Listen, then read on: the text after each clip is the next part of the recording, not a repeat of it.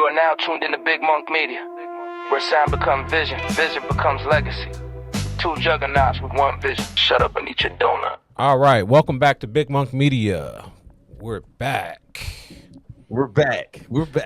This is episode 6. We got a lot more, I think I was thinking maybe episode 10 I'll finally will get official and have our own YouTube, and I'll stop, Yeah. So, I was thinking 10 because then I can kind of like line them up and kind of go from there, and we'll start, just dropping on that page, and of course cross promote as we go. But we were, prior to us starting, we were kind of talking about, making beats. In my current situation, sometimes making beats while being unemployed doesn't feel like you should be making beats. It should be like you should be looking for other things, obviously job and employment, which I have been doing. But, it's a weird state because, we think about like, man, like if all I had was all the time in the world to do what I love to do, right? Yeah. But then, like, yeah, that's cool. But when the money aspect is a little funny, that money, I need that money, son. them creative juices still hit, but it's just a little different when you don't got to worry about rent or whatever.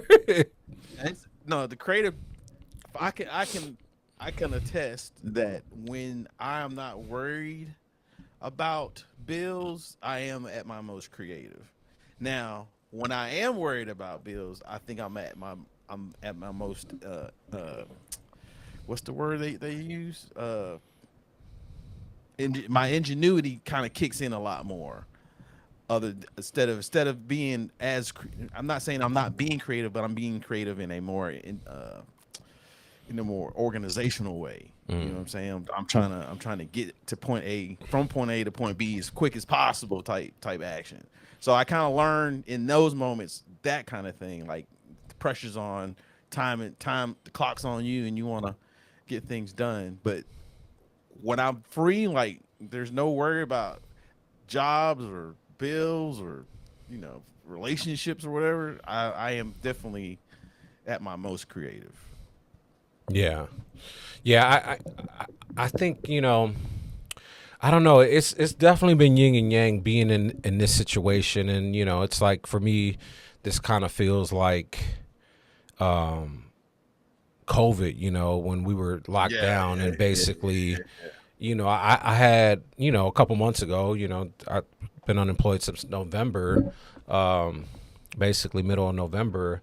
Those first 2 months definitely felt like COVID. I was just like, oh, and then I got a little relief, and kind of was able to settle in, and of course my whole aesthetic kind of changed with the setup and being able to record everything all the time,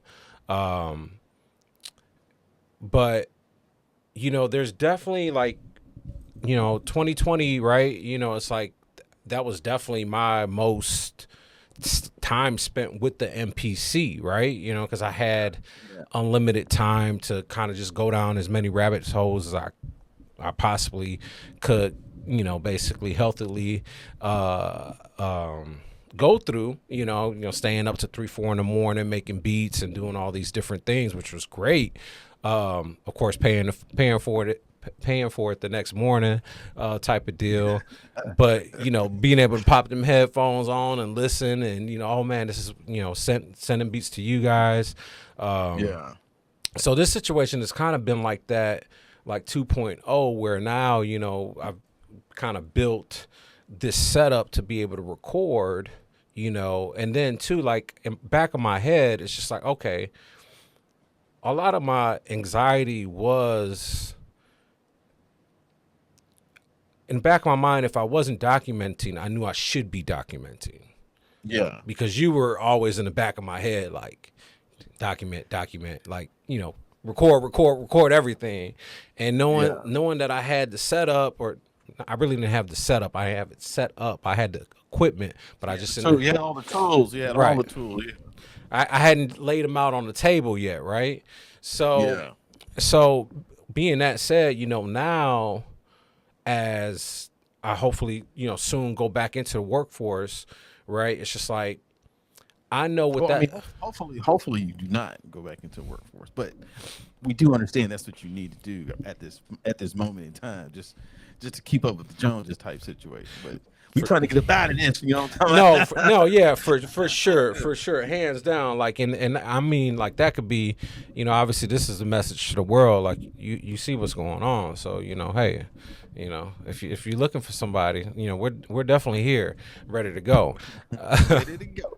um, so, but I say it like this, like, all right, with any project or anything that could potentially get in the way of me creating my own stuff, regardless of what I do down here, it's going to be documented. So Yeah. there's if it's 10 minutes, if it's 20 minutes, if it's an hour or more, like nothing basically is getting wasted anymore. Which before I felt like, damn, like, okay, like I just made this cool beat, but the experience I had from A to Z, yeah, I'm gonna send it to somebody. They don't know what I went through making that, or how long it took, or, even though now, like, of course, I'm showing like little segments here and there, and now I'm getting into the micros where you might only see 16 seconds or something, and it might be that, and you might get another 16 seconds later on in a couple months, whatever.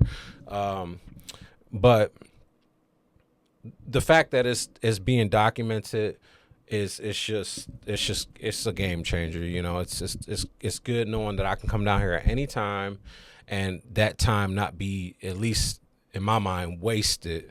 And I trying to get set up and trying to make decisions on what angle to record from, and am I gonna do it like this time and all that other stuff. You just go down there, turn it on, and get busy.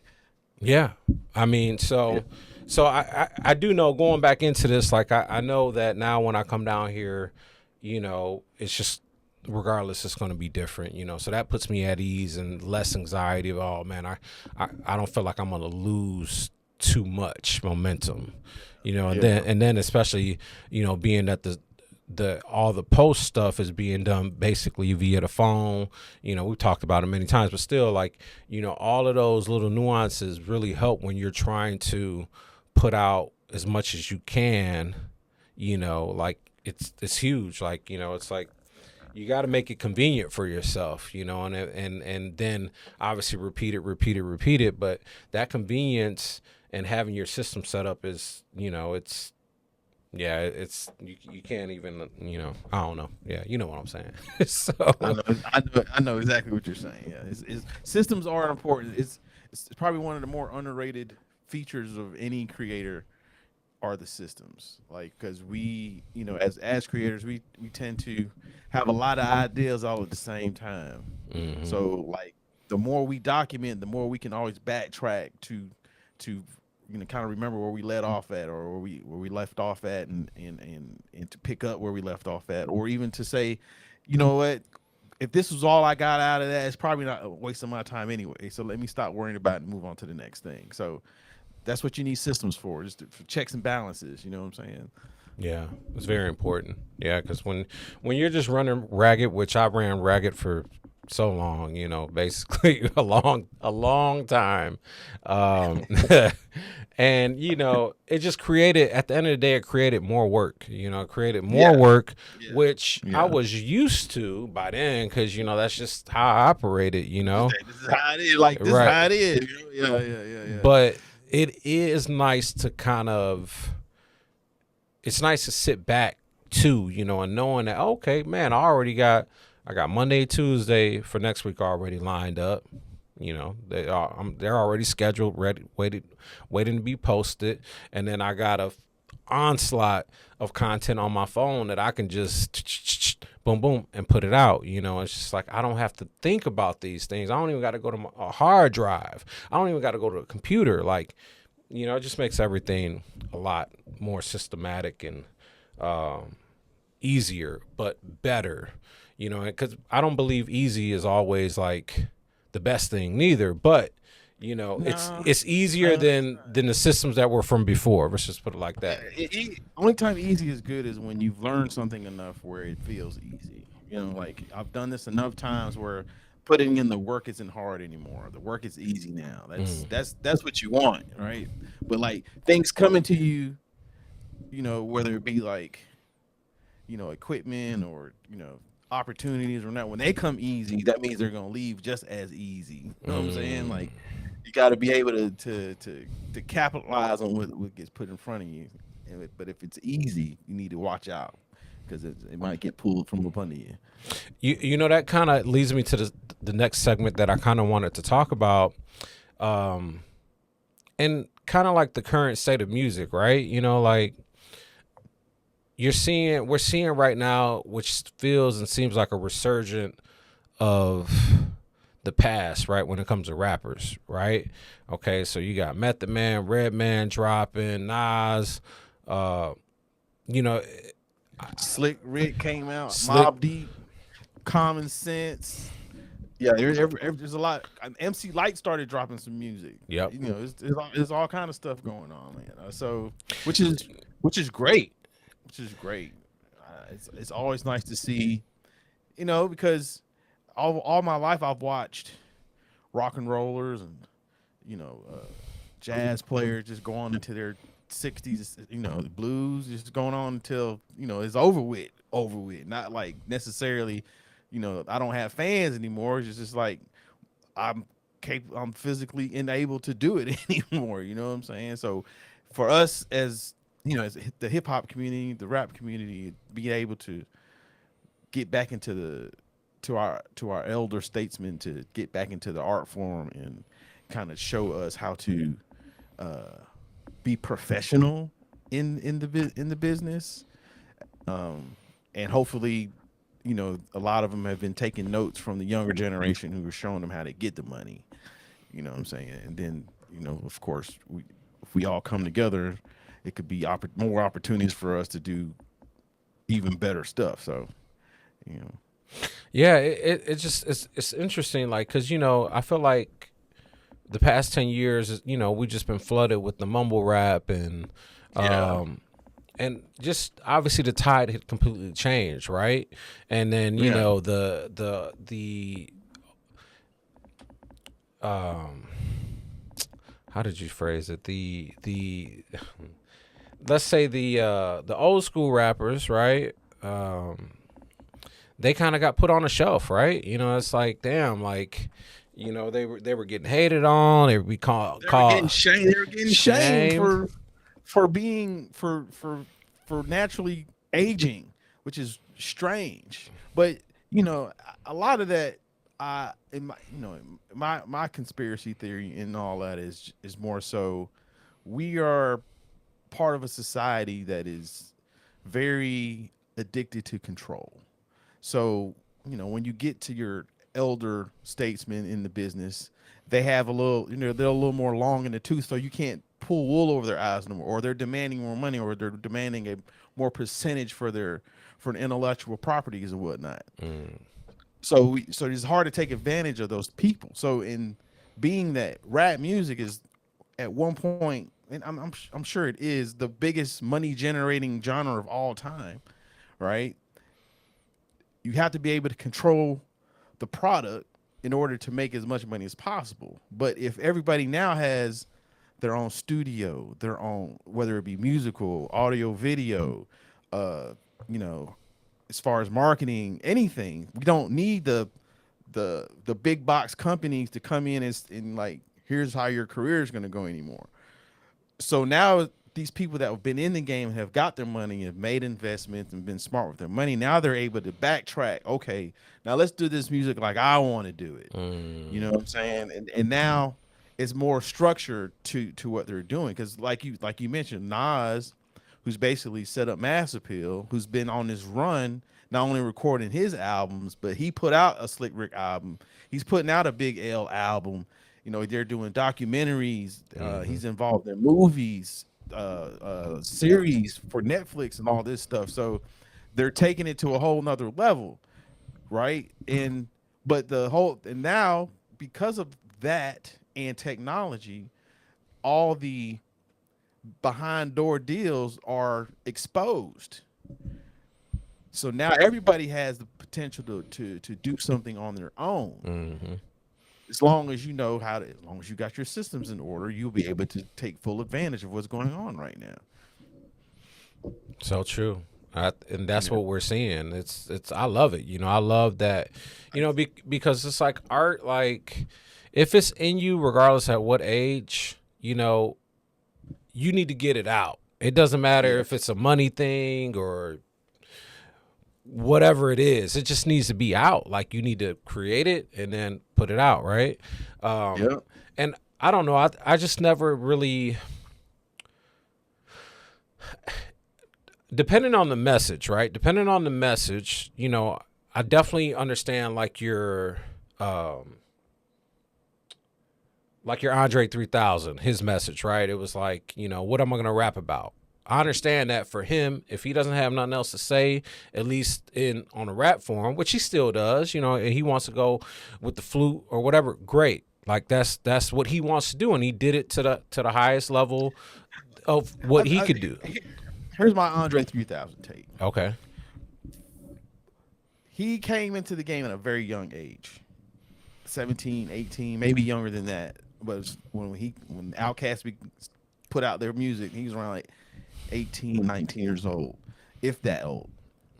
But they always had a crew. They always had like a hierarchy. It was Organized Noise kind of ran things.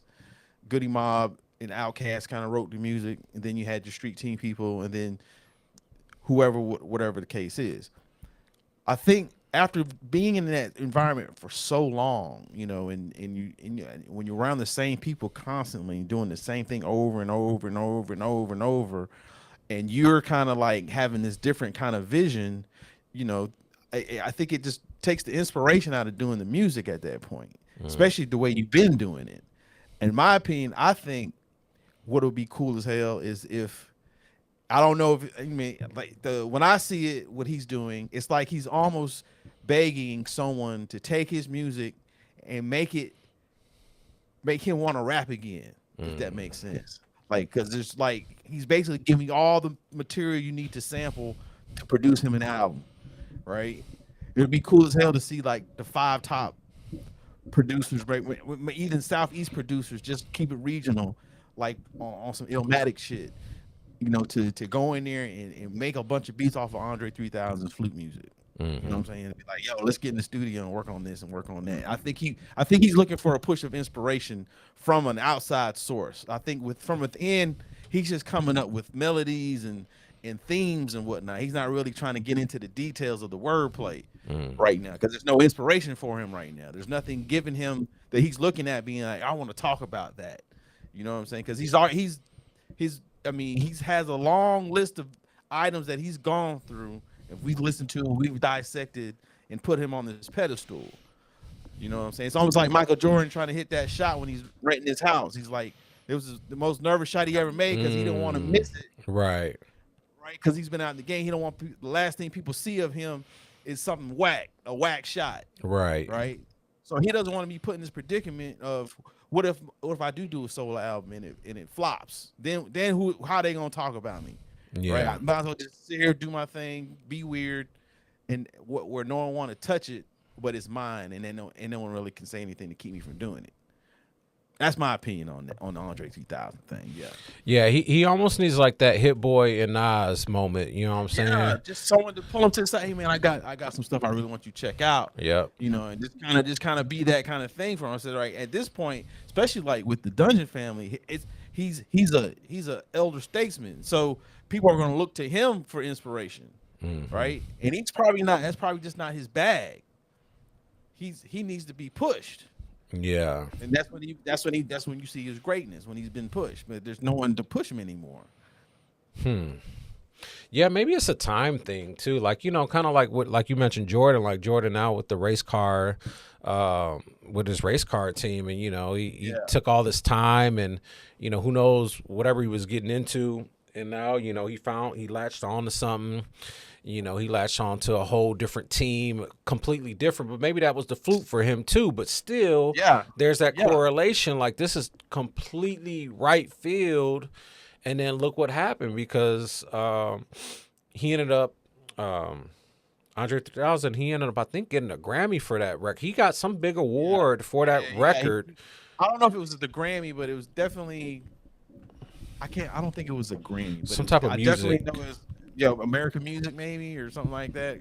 Yeah. He definitely got. He's been recognized for for that, which is to me again just lets you know what kind of artist he is. Like, there's no.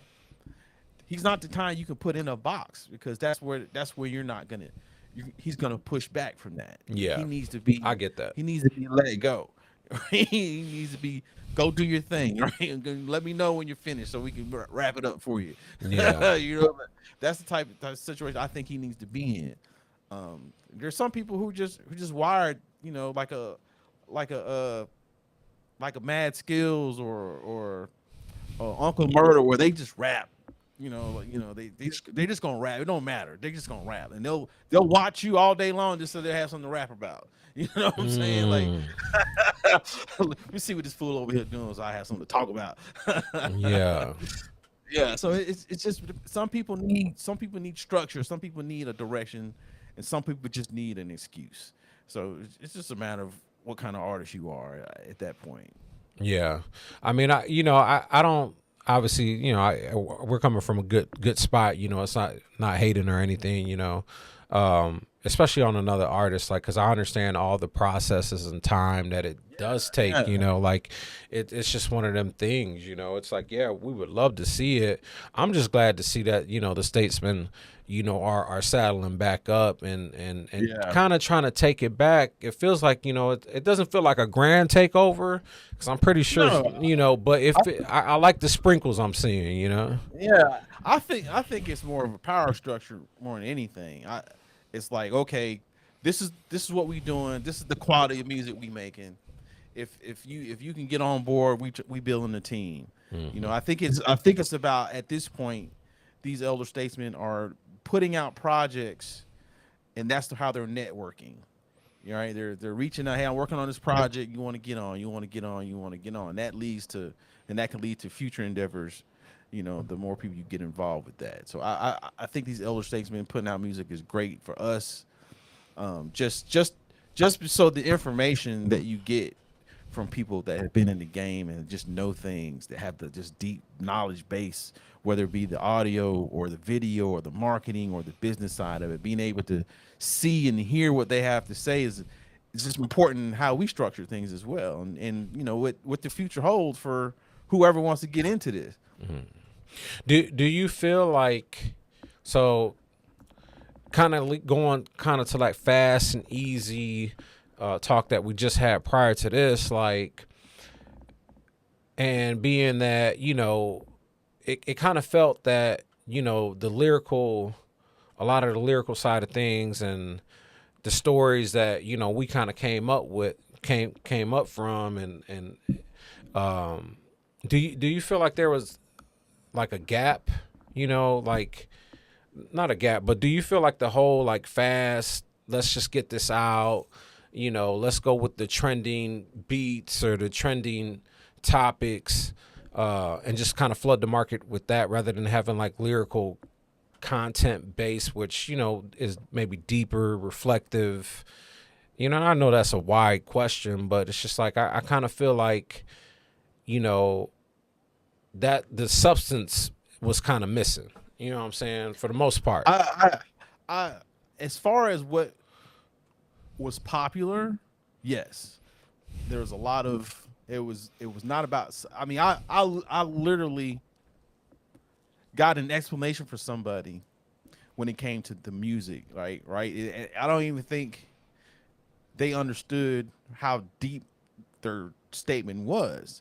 So we were listening to. We were at my house. It was a group of us, and we're listening to music. And I might have been in control of the playlist. So at one point, I'm playing some conscious rap. Just some Nas in there, some Wu Tang, and other more lyrically bound artists. And then eventually I'll let the ratchet music come in, if you will, because I like to get crunk from time to time. And that started coming in, and I kind of noticed, like, little more head bobbing, a little more relaxation, if you will. And then for someone to say, yeah, man, it's like I like listening to music where I just don't have to think about what's going on. And I was like, wow, that's crazy. Like all, me growing up, like my parents listen to music or me listen to music, it was about not thinking about things, but the music is what you thought about that kind of made you escape, not the feeling of the music, but the music itself, what it meant, the time mark that it has, the timestamp that it has on it, who introduced you to the song, or how you got introduced to the song, and what those words mean to you personally, and all that kind of left, right? And it just became like a mob mentality. It's like they started putting out mob mentality music where crowds of people would just mumble and bounce around saying nothing. You know what I'm saying? To where it got so popular, it like everybody in the world was doing the same thing to the same music all at the same time. All over the world. It was the wildest thing to me, because used to be everything was very regional. The way it sounded was all regional. If you were from the East Coast, West Coast, Midwest, South, Southwest, Miami, everybody had their own sound. But now it's like everybody has to have this universal sound to get recognition. And if you're lucky, they have enough enough of a skill set, or they're eclectic enough to give you more than just that one genre of music, if you're lucky. But then because like perfect example of the mob mentality thing, right? You got artists like Jack Harlow, what's my man's name? I think he's from Florida. Started doing like country music and whatnot. Post Malone. Post Malone. There's a lot of artists like that who come in and they're doing the mumble rap, so they can get the attention, and then they go off and when they get their money, get their notoriety, then they can go and start making the music they want to make. Right. So it's kind of like a bridge for them, but they just jumped on the mob mentality bridge that the record companies have built a platform off of to make quick cash sales. Yeah. So like I feel like the mixtape kind of got snatched out of the culture, and then the quick turnaround drops started happening, and that became the mixtape. The way I see it, but it just became to the point where everybody was making the same mixtape. Nobody was getting nothing. It wasn't really doing anything. Like you're just trying to get on a playlist at this point. You're not right. You're not trying to gain fans. You're just trying to get on a playlist to get those spins. So hopefully, now that with the industry going the way it's going, when it's becoming more on the artists to put out music, or individuals, independents putting out music, hopefully we get back to pushing good music out there. It's nothing wrong. It's like I have nothing wrong with the mumble rap, dog, but there's a time and place for that. You know what I'm saying? Like it's strange to me how club culture is what's kind of pushing everybody's agenda right now. Right? It's wild to me how that is. It's like going to that whole 8 to 12, basically 8 to 2 in the morning kind of scenario is what people want all day, every day now. It's wild to me. You know what I'm saying? Back in the day, it was like I just want to go to the club like maybe once a month, wild out for a little bit, go home, you know what I'm saying? Get that off my chest and I'm good. I don't need that every day, all day though. That's too much. But I mean, the wildest thing to me is in the clubs ain't nobody moving. That's what I'm saying, dog. Like ain't there. I mean, it's because of the music. It's the music. The music that people use to describe what they're doing in the club became the club music, and now everybody's doing what they were saying in the song, as opposed to what the song was saying about the club. You understand? Like they flipped it. You know what I'm saying? Usually, you go to club. Number one, you knew once you went in that door, anything goes. Yeah. Right. And you don't talk about what happened when you leave that motherfucker. That's usually how the club went. It was like a very Vegas situation. What happens in Vegas stays in Vegas type of situation. it was just the let out. People just going in, having a good time, getting away from the mundane every day this working, whatever. You go to the club, let some steam off, hit the reset button, whatever. Now it's like motherfuckers just trying to go to the club every day. There's nothing there. Yeah, it's kind of just like I kind of in 2019 when we were traveling, I drove from Philly to New York, right? That's when we were in Philly, right? And then I met my brother out there at a club. Yeah. And I was just like, literally, bro, I was getting mugged because the girls that were with us, I was joking them. I'm just spinning them behind them, just doing, and I could tell it wasn't really making the girls I was with nervous, but it was making everybody around us nervous. Like, and I'm like, I come from that Chicago juke, leaving out, dressed up, fucking shirts. You can see when you walk out the club, your shit, you can see the sweat prints from your, I mean, and having literally like, I remember going to Nitro, was a club in Chicago, was 18 and up.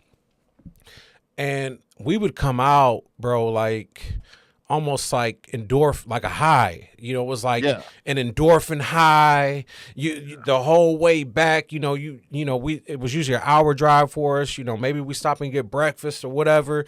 It was this whole thing, and you just reminiscing, like literally, bro. I remember like my pelvic being bruised. That's how hard I was. Like literally, you could see the bruise. like that's how hard I was getting it. Like but so it's like to not see. And the club wasn't that deep. In New York where we went, it wasn't that deep. But I've seen the videos out there, right, where it's just like, you got motherfuckers in the corner on the couches. Everybody basically, for the most part, on their phone. Ain't nobody really hollering at nobody. Ain't nobody really just moving around. It's just everybody just kind of standing there, waiting for somebody to do something. Waiting for someone else to do something. Which is it's crazy. And I know it's not like that everywhere, but I think that's 95% of it. So again, here's culture. Cultures are the most interesting thing in human dynamics, right? Because cultures don't even understand that they're a culture sometimes. Like, if you go to a rave or a warehouse party or a festival, those people already know what time it is, bro. They're going in with a mission, right? That's what the club used to be for the urban sector. Yeah. Right. With that, now the club is, I got chains, I got cars, I got money, I'm buying bottles. That's it. So everybody's watching everybody, trying to see who's spending more than the other person, and the women are just walking around trying to get to whoever's spending the most, or whoever they can get to, or whichever line is the shortest at this point. You know what I'm saying? So for like, when same thing you said, like when I went to the club, my high school, college days, it was about, I'm on a mission. One, I'm a sweat. Two, I'm getting somebody's number. And three, I'm trying to take someone home. That's it. Like I'm here. I want to have a good time, and I hope I meet somebody that's worth my time. That's it. But now it's like, if you're going to the club, you're trying to get status.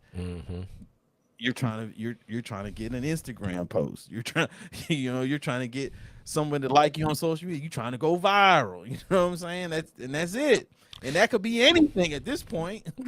Well, it's kind of like too. Like I really don't know the examples, but I watched this post. I don't know if I sent it to everybody, but I watched this post. The guy was talking about R&B music, right?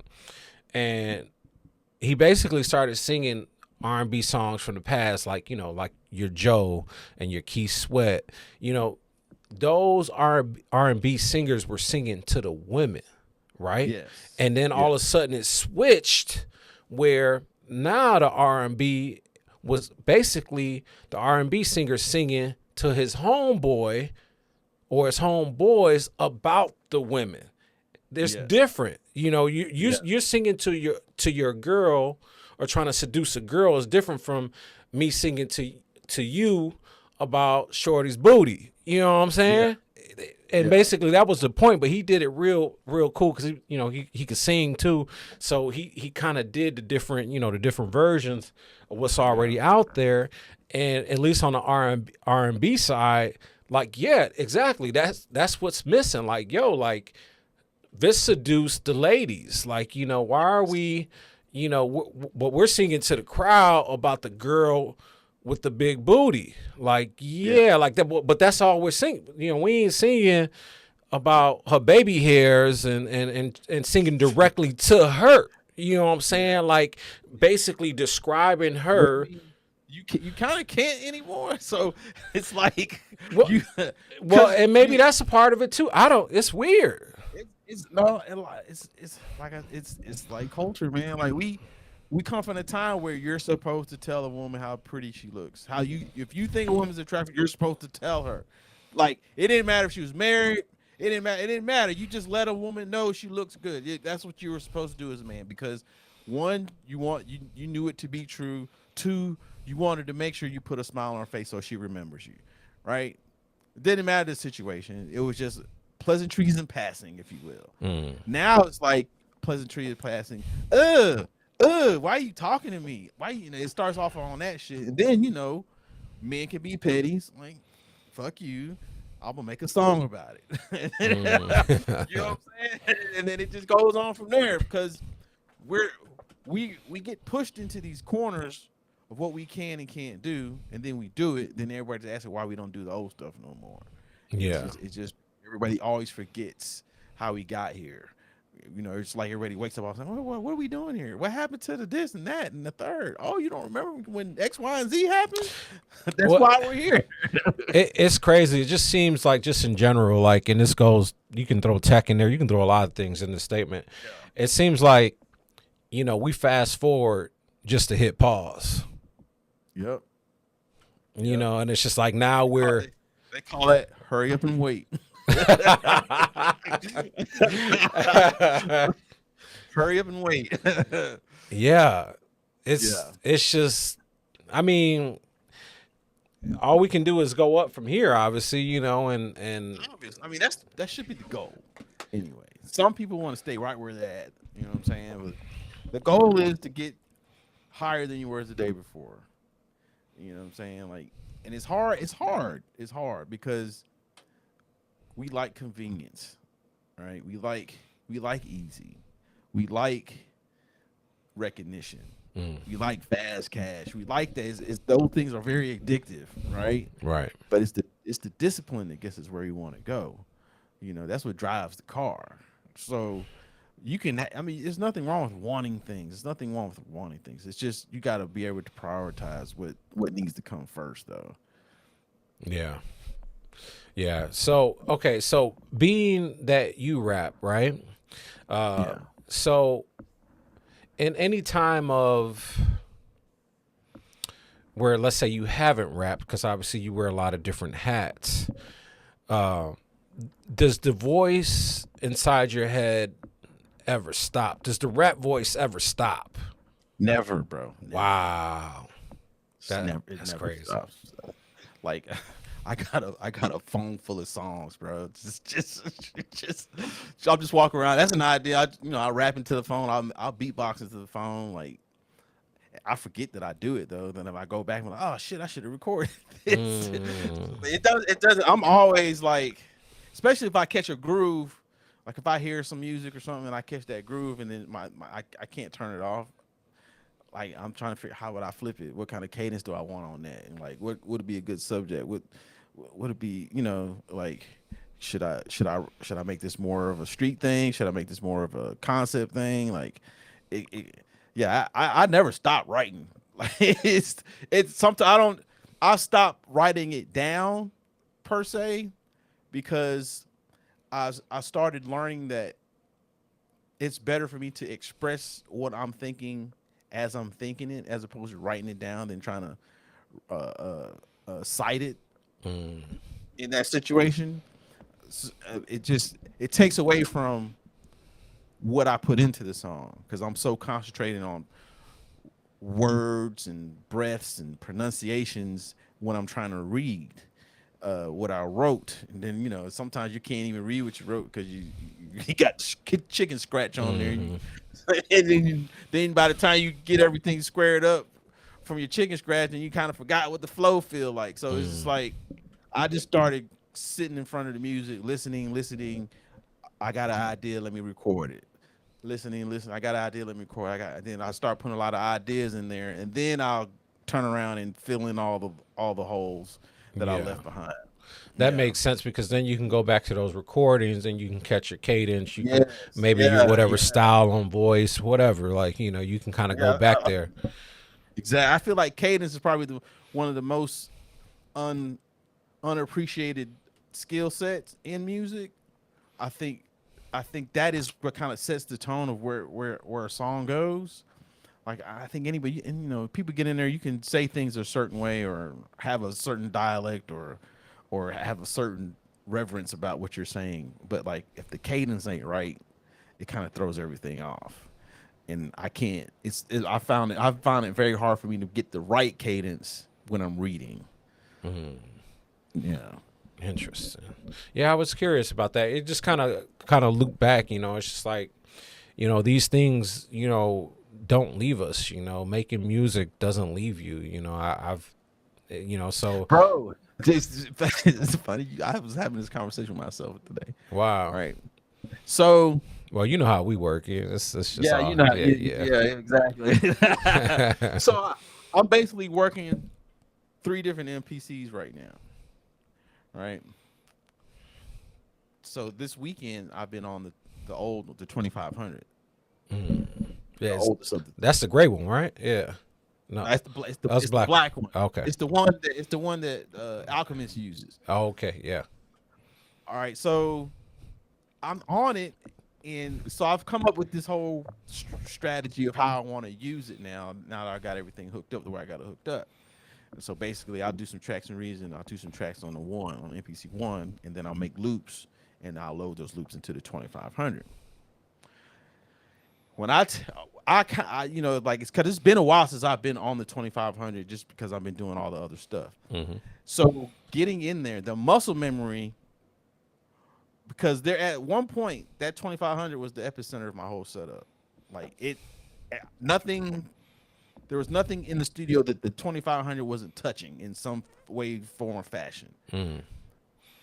Now it's just kind of sitting by itself waiting, right? So now I've kind of come up with a system to use it and getting in there, and just like that muscle memory and the old way of me doing beats just kept coming in. I was like, whoa, this is crazy. That the way I used to think about that machine to where I think about it now is kind of like the same way I kind of adjust the way I rap. You know what I'm saying? I used to do everything with so structure, and everything had to have certain meanings before I knew what I was doing, type stuff. And now it's just I just get in there, just knock something out and see what it sounds like. And I've been pulling out some stuff that I didn't know I can do on that machine. So wow. So it's you know, like you said, it's like some things you don't lose, and you get surprised if it's something that you've put down, you pick it back up. You're like, damn, it's like I never left. You know what I'm saying? It's like, why did I put this down in the first place? Yeah. So So that just lets you know, in my opinion, like how much you care, how much passion you really have for what it is that you do. For sure. Yeah, I know for me, like if, you know, like let's say the art side, you know, if I were to, since, you know, I've been on the beat side of things, you know, right? You know, I haven't really like mashed pictures in. Of course, I've been prompting and getting pictures, but it's a difference. It's a difference once I start playing with pictures and, you know, cutting out stuff and adding my backgrounds and layering and stuff like that. But, you know, usually, and I feel like it's just the same with the beats too. And I know it's a little different from your analogy, but, you know, I would probably say it takes me like, if I've been off for a long time, it might take me 2 or 3. You know, it's like, okay, your first 2 or 3 beats, you know, it's been a while. Yeah. Yes, I mean, you might get lucky. You might just get lucky, but it's going to might take you a little bit to find that tempo or find, okay, whatever color palette I'm looking for with the pictures that I'm playing with. And then boom, once it's there, it's like all it takes is that one. And then it's like, oh, now, and then it just the flood of either inspiration or just the flow of things kind of coming to you, and it just becomes easier. And for me, I can also relate to what you were saying too. And stems help that out a lot. Which it's like not having to really look for anything. Like, all right, here goes a whole track. I'm gonna stem it out. 2 minutes, whatever. Stem it out. Stem out the whole shit. I got the bass. I got the drums. I got something that MPC calls other, which is like just a mix of everything. And I got my vox. My vocal, whatever. Yeah. What else do I need? Like, I'll start calling you Debo. When you sample. You just taking what you want. How dare you? I'm definitely taking what I want. 40, so yeah, and it's just like it's all there. Like the only thing sometimes, like with the drums, I'm like, oh man, I kind of want to go into whatever but whatever folders I got all my drums and just kind of search through them, because I know sometimes they might be a little hard hitting than the ones that might be on the song. But then I'm like, nah, like just try to. There's a whole song here. There has to be something here. You know what I'm saying? So just knowing that I don't have to search, and that's just a matter of convenience, and this kind of. I feel like in that way, when you're trying to create, and we talked about it last pod, it's just like, having everything available, having things that you're not, okay, I don't have to set up these things. I got a full song of nothing but samples that I can just go through right here. I don't have to go through other folders. I don't have to plug in this other computer or this other hard drive and just do all this crazy shit just to get started. Like the whole thing is like, if it's there and all I got to do is sit down and fucking eat and it's all my favorite shit, like, bro, that meal is a little bit different. That meal's different. I don't got to think. I don't even got to wipe my mouth. I'm just just do it. A beautiful feeling. Yeah, that's so. Yeah, this week this week I had that little drum loop that I basically went on, and that was cool because I had said I was going to do that. I didn't mess with the sequencer yet, but I did hop on that. It was it's a full song, and I heard the loop. Because normally I don't, I preview it, but I'm not focused on listening for the loops. Of course, as I'm tapping about, those loops come up. But when it comes to the drums, those are basically always, I do the, was it threshold? Where basically it chops it all up. So I'm only getting the one, one hit, one shots. And, but this time I'm like, oh. I heard it. I'm like, oh, okay, let me try to loop it. Boom, it looped. And boy, that's like having a drum loop. That's almost like I ain't gonna call it a cheat. It's almost like a cheat code. It's just like, all right. It's a very convenient tool to have. It's just like, and then I'm like, very convenient tool. It definitely gets the vibe started real quick. Drum ready to go. Yeah, for sure. Indeed. Especially if it's like, I don't know, obviously, hip hop is birthed off of those loops, man. Those soul, just repetitive, very, of course there was a lot of changes here and there, but that repetitiveness, there's something to that, right? And where it's not, it's just, it's just boom, but and then everything else just kind of just flowed. I had a great time doing it. It was just like, cause I hadn't really done it like focused, like, okay, I'm gonna go in and grab a drum loop and just take everything else after that drum loop. So, you took it. Did you hear it? did you?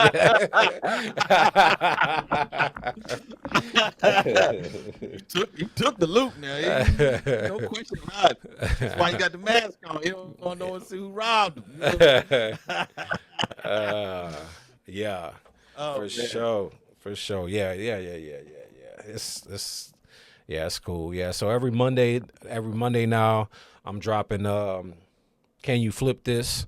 So that's loaded up. Okay. Yep, that's loaded up for this Monday coming up. So it'll be volume 2. So yeah, basically, it's a sample from Soul Chop Records, which hopefully by the end of the month, I can kind of start that back up, and at least posting the songs. I want to start really cross promoting again with Soul Chops, because there's nothing's up. But I got so much. I got so much in them damn folders. Like, that's just ready to go. So, Ready to go, baby. Ain't nothing like an inventory. yeah, like Smokey Joe, he's ready for volume 2. Like, I got a whole nother album with him ready to go. So That's what I'm talking about. yeah. So, but yeah, we're dropping that every Monday, and then I want to say Sundays is going to be our drop for Big Monk Media. And then during the week, especially once we get our page up, during the week will be like the clips, you know what I'm saying, Yeah. from the show. And until we get like a nice broad audience, then we can pick out a day during the week where we can live. kind of drop it. But Sunday seems at least from what chat's saying, has the most like retention or time to potentially listen to it.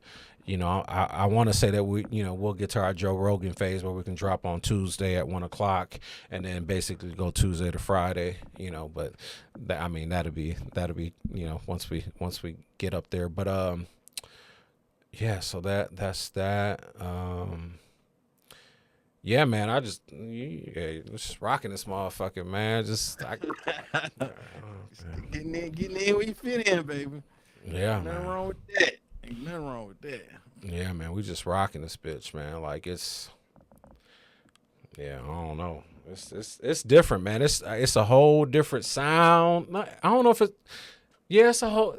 Yeah. You know what it is? I'm leaning into the sound that's being produced. Your sound is a little more. It's more experience. It's well rounded. It's well rounding itself at this point. You know what I'm saying? Yeah. Like you got your base way of doing things, and now you have these new tools that you've been messing with. Now you have your vision is more clearer when you start something. You know what I'm saying? And that's just from the time you've been putting in making those tracks, man. So Yeah. it's just gonna. I'm going through the same thing as far as just like that. The sound is different, right? I can hear me, but it's different. It's just sonic. The sonics are just different, and I'm enjoying all of it, especially because I'm getting to use. I'm basically using everything I got to get there. I'm not. I don't feel like I'm lacking anywhere as far as what sounds I have, what sources I'm pulling from. I feel like I'm getting everything I need. Yeah. So that kind of alludes to my theory, is just like having more, right? It's like having more to kind of grab from. Like, is that how you feel? Like you're kind of like you have all your pieces together, right? It's more so I know what to do with it. Okay. As opposed to trying to figure out what to do with it. Okay. Like like for me, because again, like for me, every time I'm going in here creating something from scratch, or even if I'm sampling, it's because I want to do a lot of music at one time. So now it's like when I'm doing my prefab sound design and collection before I get into projects. And then once I get into the project, it's just go. Yeah. It's just go. Throw the sound in there, and whatever comes to your head, that's what you do. Right. You do it, finish it, get it out the way, and go to the next one.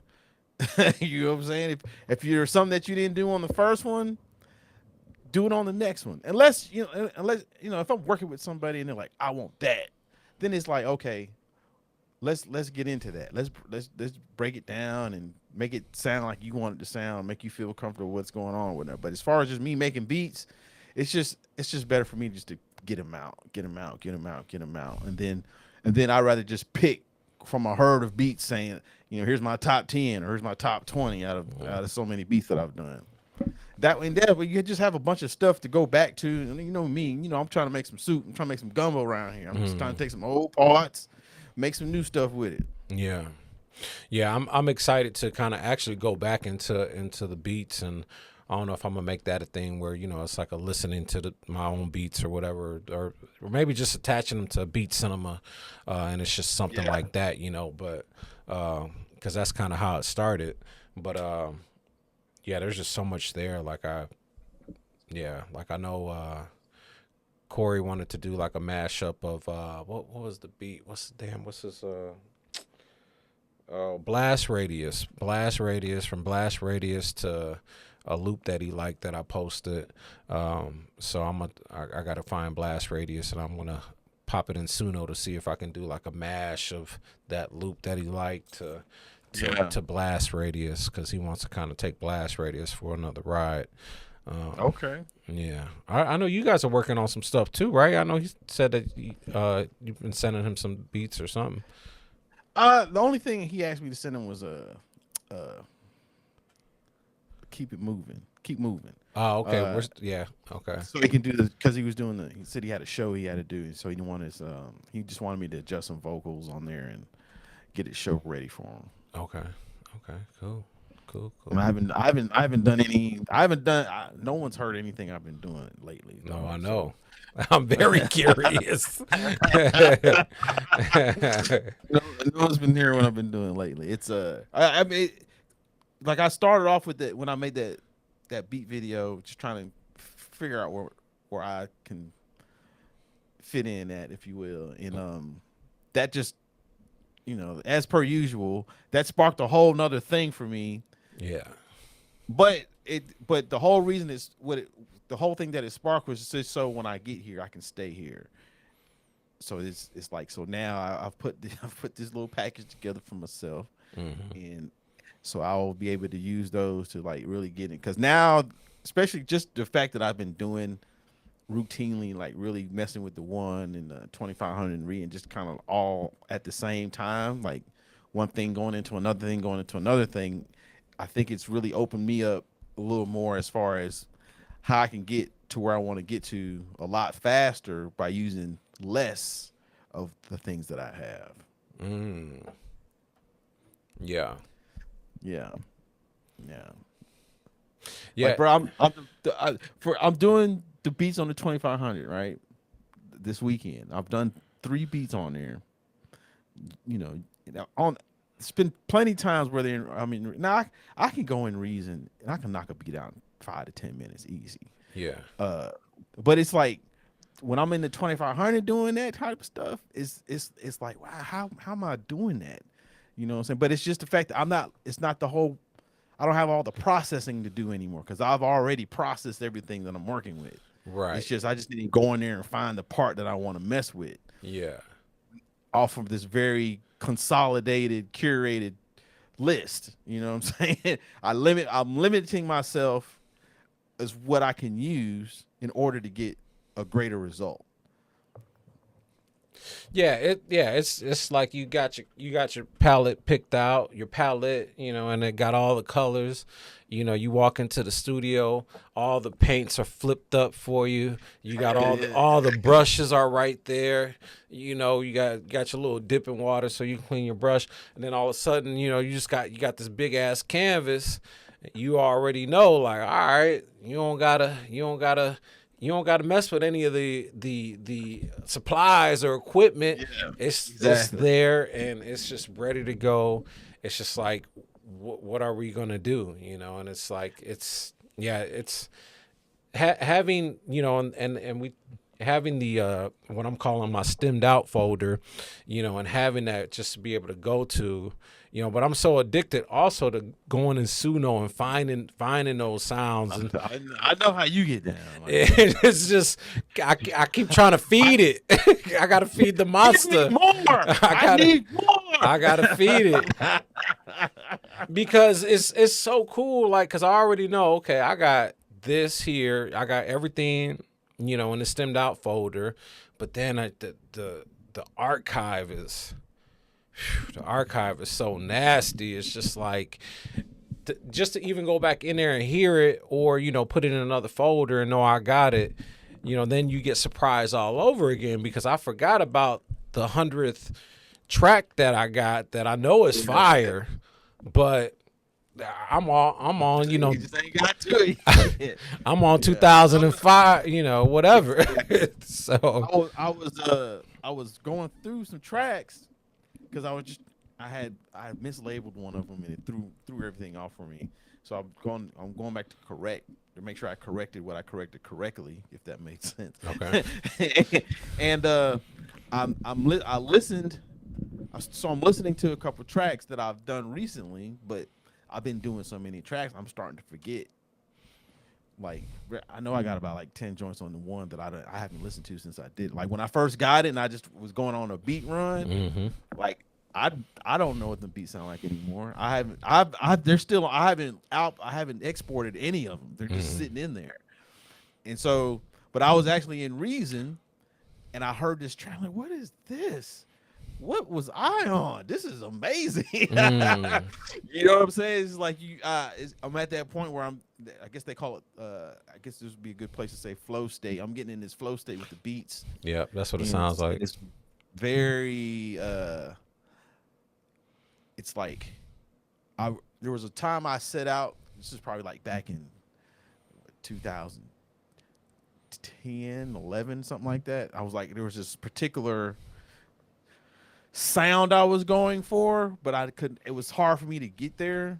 And what I figured out is the reason why I was having such a hard time getting there is because I wasn't using the 2500.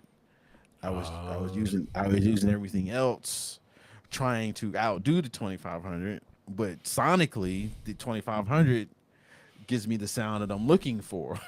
So now that I've fully discovered that, basically this morning when I finished up the third track, I'm like, oh, that's what's going on. It's just the way it's set up, like the way my brain is.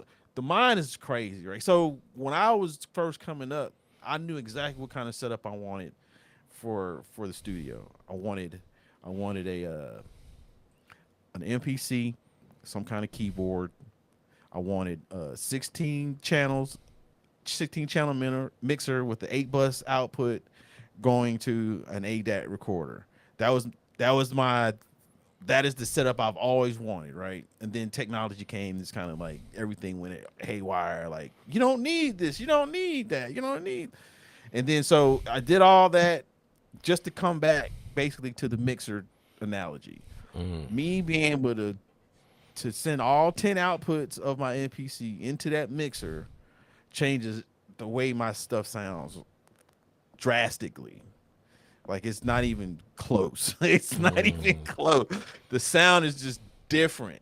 It just has this texture and this velvetness to it that I've been trying to do, which when I was on the 2000, I used to have it on the 2000 because that was all I had. So I kind of knew that, but like when I got to the 2500 and the Reason came about, Cubase, I started getting into all those things, trying to figure out how to make those sound like my beat machine, and I couldn't do it. And it's because I wasn't using the beat machine, which is crazy to say right now, but that's what it is. But at least you figured it out this morning. Yeah, wow, it's crazy. This beat I did this morning was like, because nothing made sense, right? I was looking at my list of where I went so far, and I had this gap in BPMs. I was like, you know what? So the next 2-3 beats I do, I'm just going to use it to fill in this gap I have in the BPM range. It was basically from like 139 to like was it 92 was my something like that. 139, no, 117. That's what it was. No, 117 to 92. I was like, well, I want to fill that space with some BPM, so I just threw a random number in there. 107. You know, I've never made a track off of 107, like ever. Like I've because I just wouldn't know what to do with it, right? I just put it in there, threw some drums in there, started tweaking out the samples. Let's see, this works. That works really good. What's this? Beat's done. I was like, wow. Then it's just sonically, it's nothing I've done before, but it sounds pretty damn good. Yeah. It's a different style, but it sounds pretty damn good. So I'm just like, yeah, this is definitely a an awakening for me. Just going back, you already got the tools. That's what it comes down. You already got the tool. It's already there. You're just overlooking it because of all the fluff that you have around you. Yeah. That's why I think we've gotten to this point where, there's been more looking in than looking out type of deal, Yeah. And and then when you really start to, on top of that, you really start tinkering around in your studio, you start to set up stuff, we're doing stuff that, we were always kind of looking out at. It was stuff that we wanted to do, right? Internal things or whatever projects, or this is how we want to set up. But now that things are starting to form, we don't have to hold that bandwidth anymore. We can now put it into. Hey, I don't need the new shiny car, sir. This one works just fine. Yeah, it's yeah, man. Like, what did they call it? Was it the fear of missing out? I guess. Oh yeah, FOMO. Yeah, it's like I have a lot. I tend to go in, especially like when I'm in a down phase of creativity, right? I feel like I'm lacking some kind of inspiration for whatever reason, and it's like buying something new is always my first thought. Man, if I just had bloom, bloom, bloom, bloom, bloom, I can do X, Y, and Z. But it's just basically it's just me having to retrain myself over and over on a consistent basis that I already have what I need. It's just a matter of me getting there and getting it done, or figuring out how to get it done. Yeah, that's exactly what it is. I mean, we've already made all the purchases, and everything else is cool. But even like me, like, all right, MPC 1, I got a couple funky pads on here that get stuck, but it just doesn't stop me from me creating, and it's cool. Like, I know it's going to get a lot better, but this is great. This is a great setup. Your setup is phenomenal. And there's people out there that make beats with way less. Don't even got gear. They got a phone, iPad, a app, and they make some crazy stuff. So it boils down to, like, are you going to use what you got? Because, like, I don't know, like, especially like for beginners, like, because having the best things isn't going to give you the sound you want automatically. You got to find your sound first off. Still got to find it. Still got to find it. So yeah, it's cool. Yeah, you can watch other people do their thing, but you got to train them ears. You got to train them fingers. You got to do a lot of things and purchase a lot of stuff to even, or maybe not, but I don't know, man. It's just we're in a good spot. We're in a really good spot. Yeah, we ain't waiting on nothing but a budget, baby. Yeah, nothing but a budget. So YouTube, did you hear that? We're ready for the budget. Send over the paperwork. Yeah, it's easy work, man. We just need the budget. Big Monk Media. Yes. bigmonkmedia@gmail.com. Send it through. My name is Deontay. That's Alex. You could just title it Deontay and Alex. And on that note, this has been a Big Monk Media production. Send in the paperwork. Peace. Yes, sir.